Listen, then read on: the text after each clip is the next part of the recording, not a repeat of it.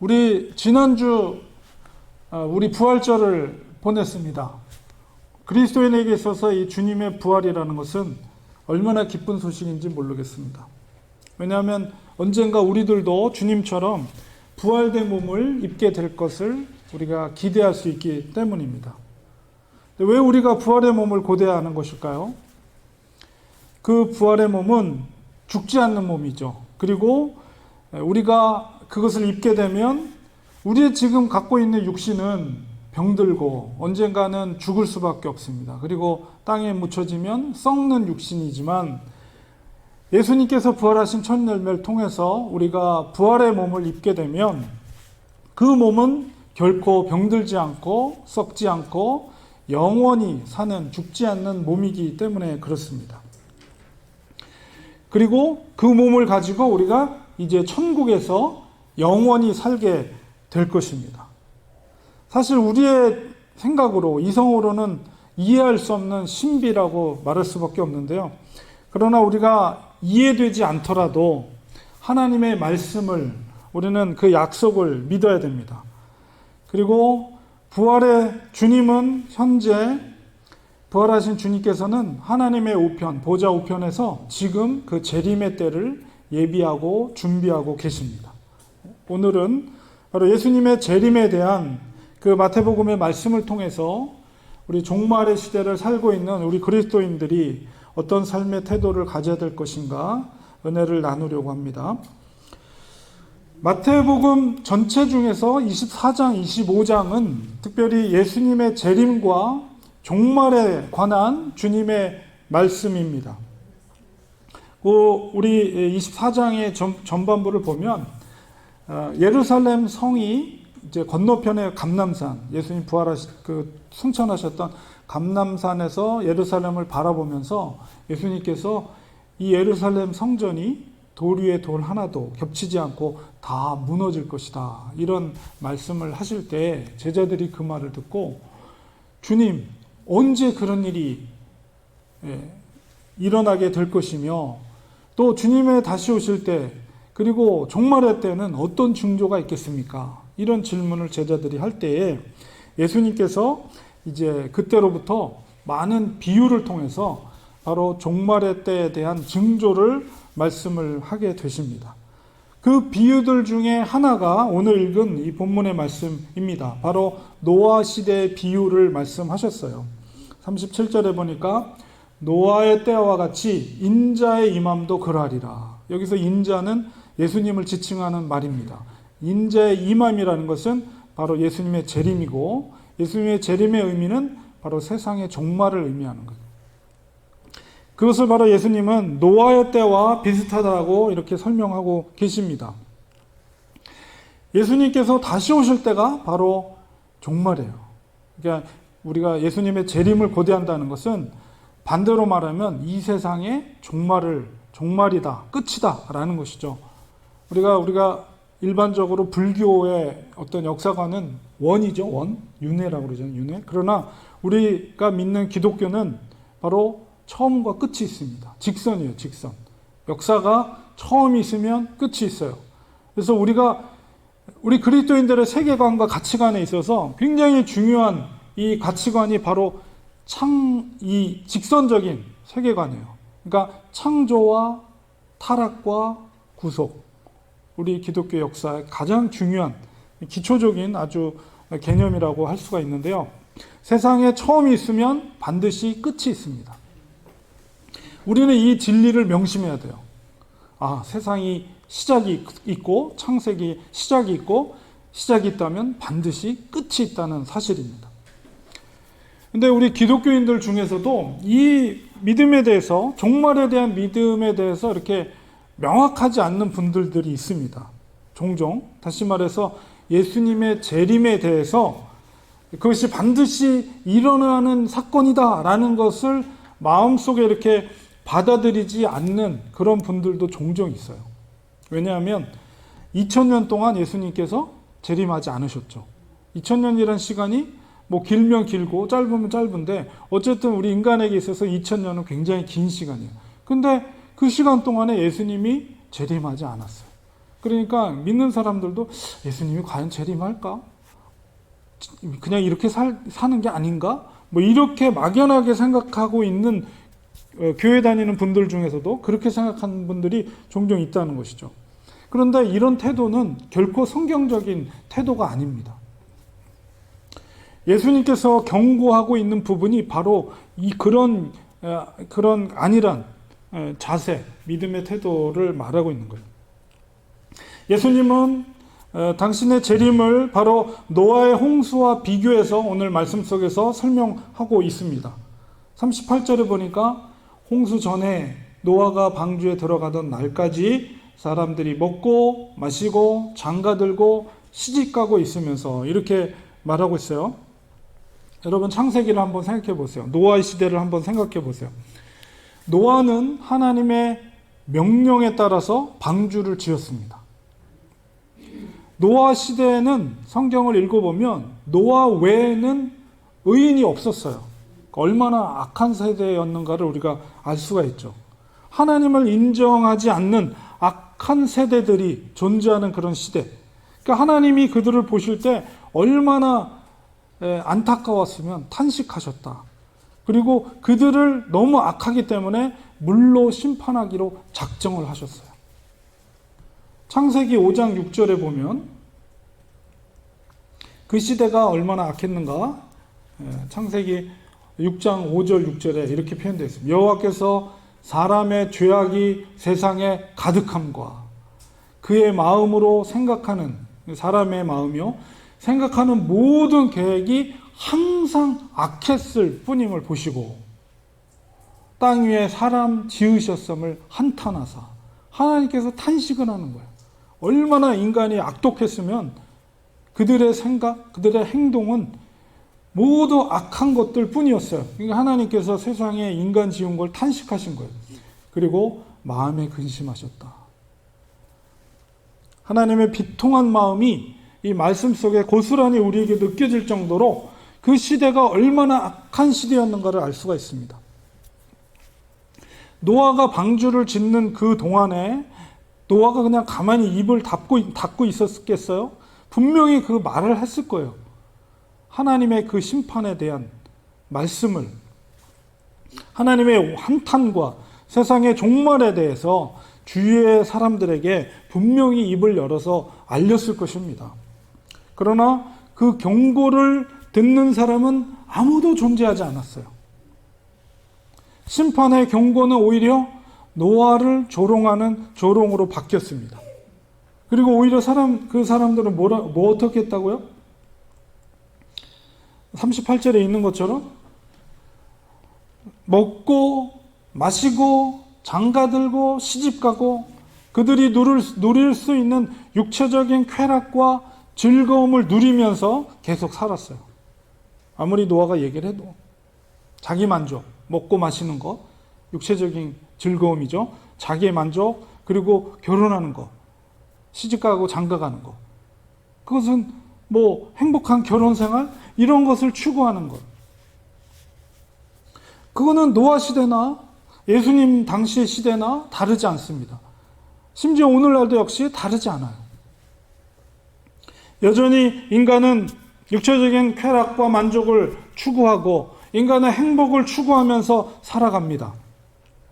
문제는 그들이 종말에 대한 그 두려움을 갖고 살지 않는다는 거예요. 오늘날도 사람들이 세상에 종말이 올 것이라는 생각을 사람들이 믿지 않아요. 당장 눈앞에 보이는 유익을 따라서 사람들은 살아갑니다. 무엇이 나를 만족시킬 것인가? 어떤 물건이 나를 만족시킬까? 무엇이 나를 충족해 줄까? 내 마음을, 자기 중심의 삶을 사람들은 살아갑니다. 거기에 하나님이 끼어들 자리가 없어요. 어제도 제가 이제 수원에 가서 전도를 했는데요. 전도를 하면 정말 많은 사람을 만나게 됩니다. 제가 이렇게 계산해 보니까 거의 4년 동안 계속 나갔더라고요. 토요일마다. 그러니까 코로나 때도 계속 나갔으니까요, 제가. 그 토요일마다 그렇게 하다 보니까 항상 오는 사람들이 있어요. 항상 오는 사람들을 계속 만나요. 그러니까 거의 한 3년 이상, 그 중에는 이제 이렇게 인사도 하고, 이제 크리스찬들이죠. 인사도 하고, 매주마다 만나서 반갑게 뭐 이렇게 탁 중국도 하고, 악수도 하고, 이렇게 껴안기도 하고, 그런 사람도 있는 반면에 어떤 사람들은 매주 봐요. 매주 토요일마다. 근데 매주마다 전도지를 줘도 3년 동안 한 번도 받지 않는 사람이 있어요. 그 패밀리가 있어요. 너무 놀랍지 않습니까?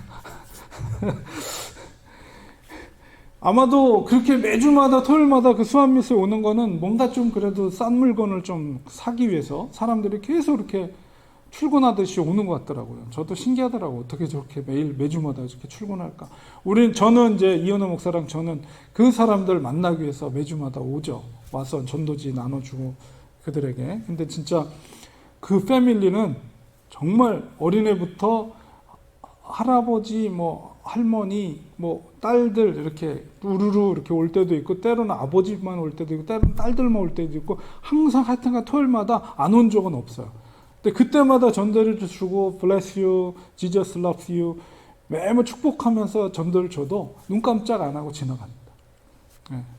그래서 저도 그 전도하면서 여러 부류의 사람들을 보는데 그런 생각을 해봤어요. 만약에 저 사람들이 정말 천국과 지옥의 실존을 목도하고 알고 있다면 저 사람들의 삶이 어떻게 바뀔까, 그런 생각을 좀 해봤는데요. 믿음, 정말 우리가 믿는다는 거, 보이지 않는 것들을 믿는다는 것은 정말 하나님의 선물이라는 생각을 다시 한번 하게 됐습니다.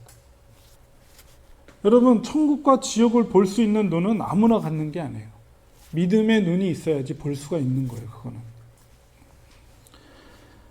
절대로 아무리 노아가 이야기해도 그 눈을, 귀를 갖지 않은 사람들은 들리지 않고 보이지 않는 겁니다. 노아의 시대가 그랬습니다. 아무리 노아가 심판을 경고해도 믿음이 없으면 그 말을 들을 수 있는 귀가 존재하지 않아요.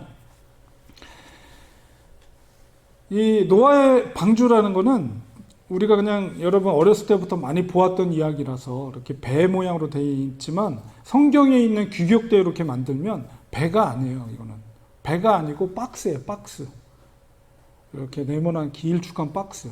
그래서 그걸 실험하는 걸 제가 봤는데요.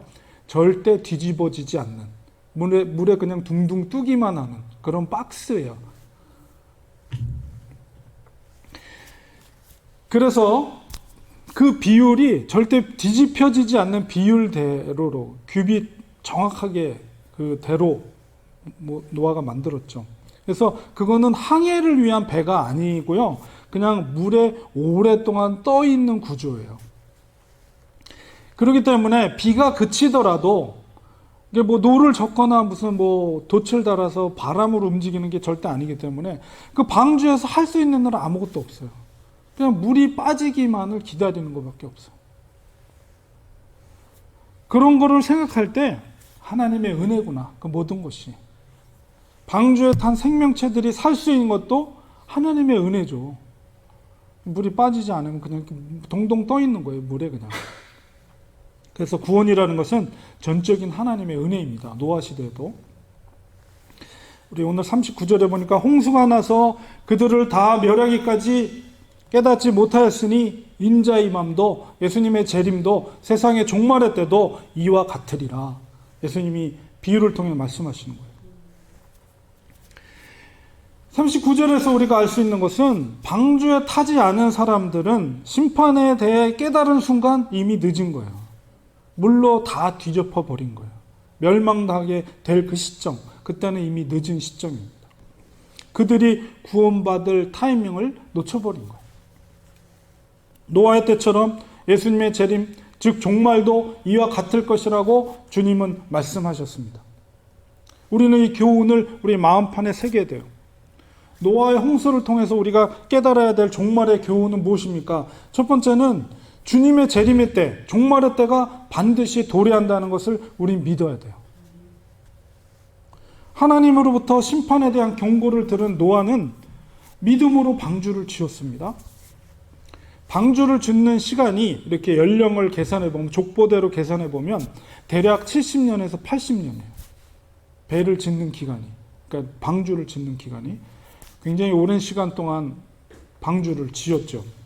70년, 80년 그런 긴 시간 동안 노아가 방주를 지을 수 있는 원동력이 어디서 나왔어요? 하나님의 약속의 말씀이에요. 그걸 믿지 않으면 방주를 지을 수가 없어요. 미친 거죠. 그걸 믿지 않는 사람들은 미친 거죠.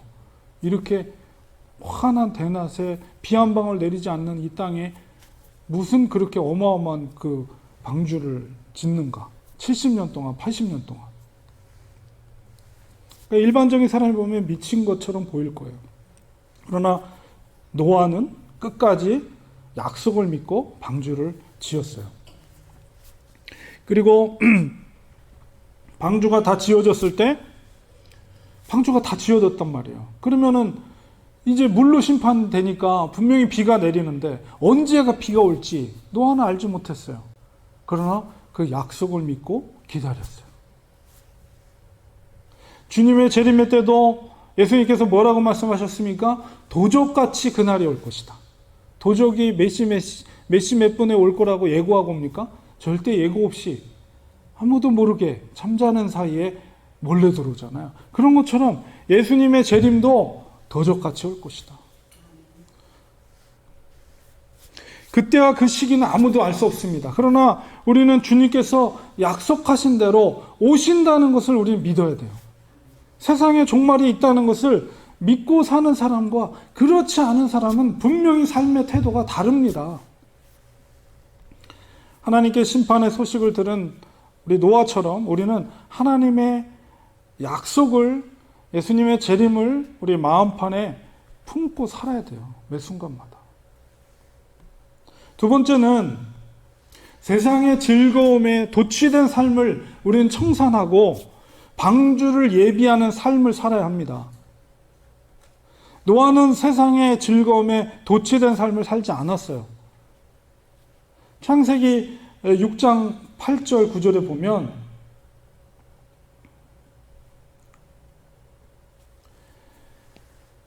노아가 어떤 사람이었는지, 그 시대가 아주 죄악이 관영된 불법의 시대였지만 노아는 6장 8절에 여호와께 은혜를 입었더라. 노아의 족본이라 하면서 노아는 의인이요 당대의 완전한 자라. 그는 하나님과 동행하였다. 이렇게 말하고 있어요.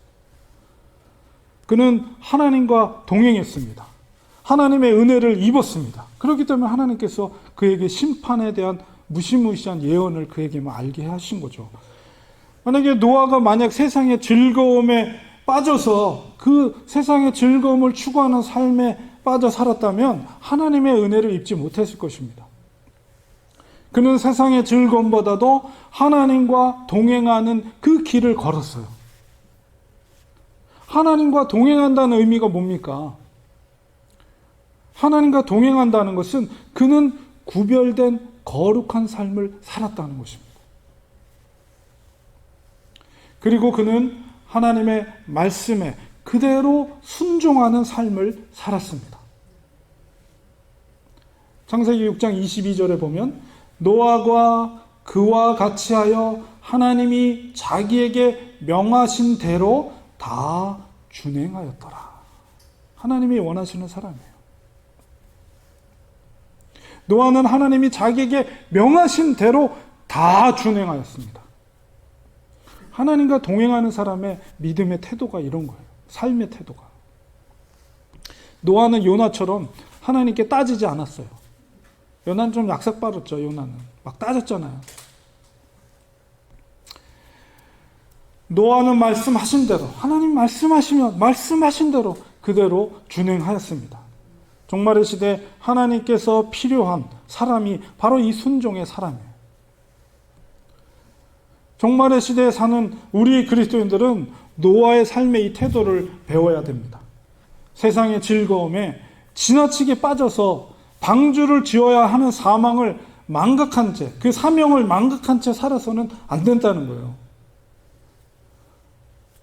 물론 하나님이 이 세상을, 아름다운 세상을 우리에게 맡겨주셨죠.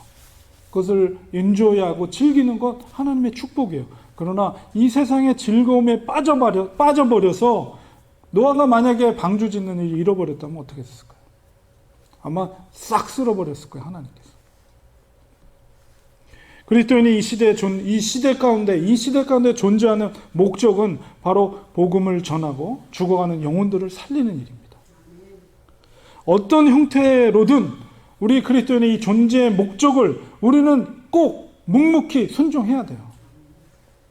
순종하는 사람을 통해서 하나님의 구속의 역사가 이루어지는 것입니다. 순종하는 사람이 없는데 하나님의 뜻이 어떻게 이 땅에 이루어지겠어요? 이 시대는 추수의 시대입니다. 여러분, 황금물결 같다고 그러잖아요. 추수할 곡식들이 들판의 황금물결처럼 흔들리고 있어요. 하나님은 바로 일꾼을 찾고 계십니다. 순종의 일꾼을 찾고 계세요. 그 무르익은 곡식들을 이제 베어서 하늘 창고에 가득히 차곡차곡 쌓을 만한 하나님의 일꾼들을 지금 찾고 계세요. 그런 교회를 찾고 계세요.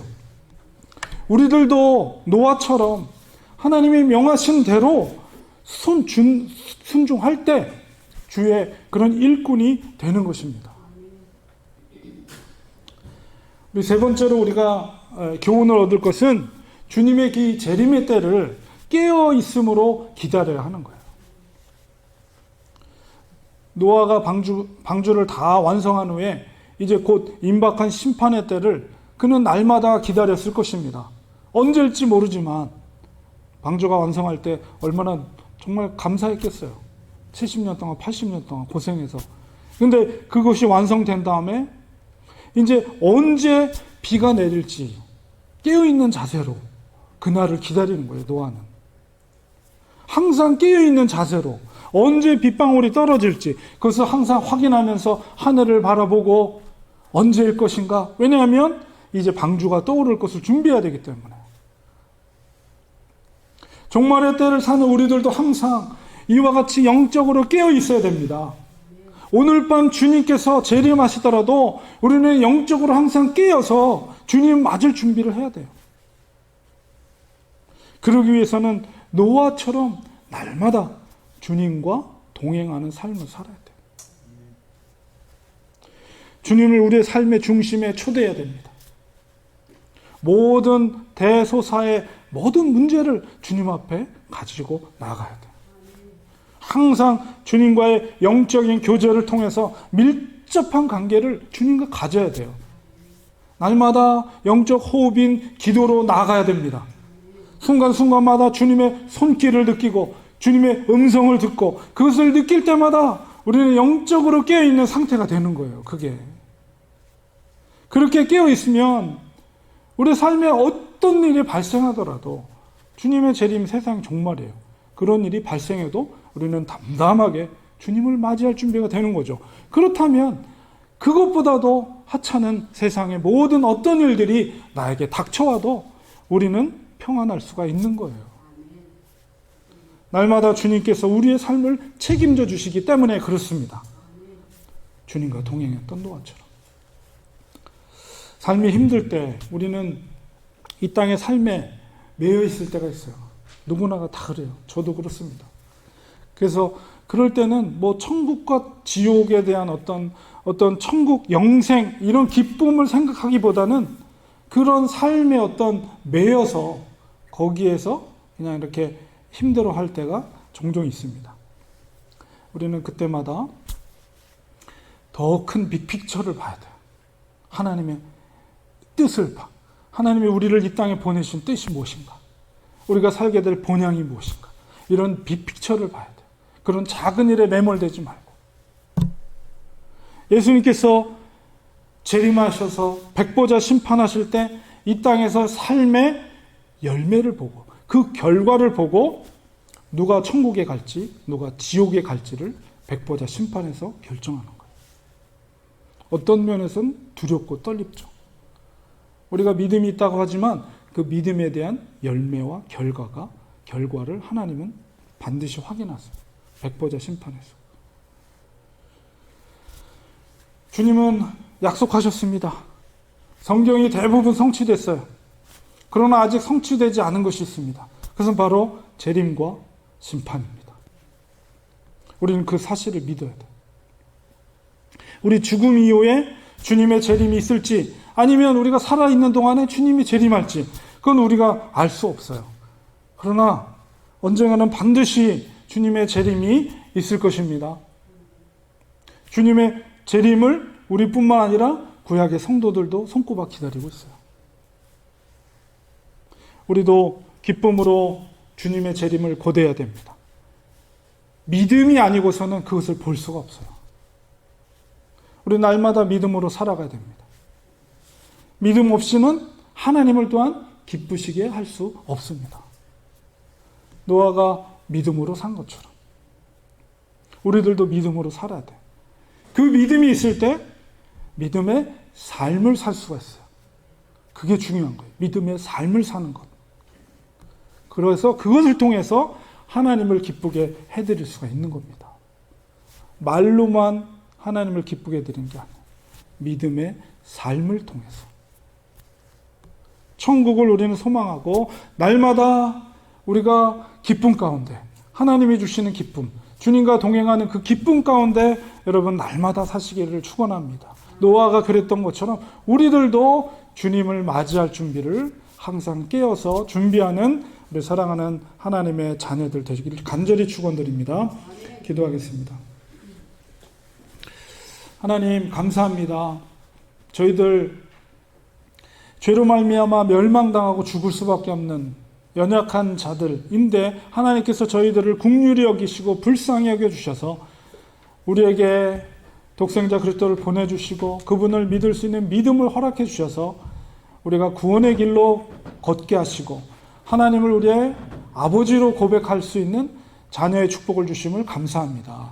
하나님 우리가 이 땅에 살고 있는 목적은 정말 노아가 방주를 지었던 것처럼 우리들도 복음을 통해서 예수 그리스도의 십자가를 통해서 죽어가는 영혼들을 구원하는 사명을 우리에게 맡겨주신 것을 깨닫게 하시고 주님이 언제 오실지 알지 못하지만 언제든지 주님 오실 때 우리가 깨어서 주님을 기쁨으로 맞이할 수 있는 참된 그리스도인이 되게 하여 주시고 부활의 소망, 천국의 기쁨, 영생의 기쁨을 가지며 날마다 살아가게 하시며 주님과 동행하는 삶을 살게 하여 주시옵소서. 예수님의 이름으로 기도드리옵나이다. 아멘.